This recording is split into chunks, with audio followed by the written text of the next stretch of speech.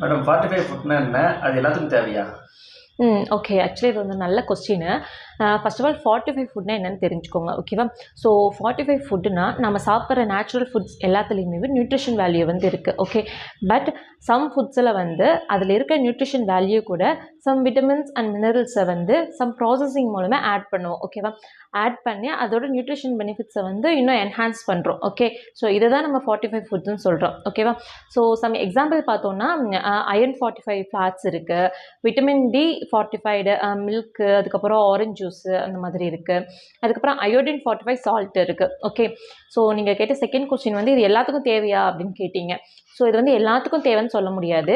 Maybe சில பேத்துக்கு வந்து சம் விட்டமின் டெஃபிஷியன்சி இருக்குது, அப்படி இல்லைன்னா மல்டிபிள் நியூட்ரிஷன் டெஃபிஷியன்சி இருக்குது அப்படிங்கிறவங்க வந்து இதை வந்து மோஸ்ட்லி ப்ரிஃபர் பண்ணலாம். ஓகேவா? அப்படி இல்லை நான் வந்து பர் டேக்கான என்னோட மீல்ஸை வந்து எல்லா நியூட்ரிஷனலும் இருக்கிற மாதிரி ப்ராப்பராக என்னால் எடுக்க முடியாது அப்படிங்கிறவங்க வந்து இதுக்கு ப்ரிஃபர் பண்ணலாம். தேங்க்யூ.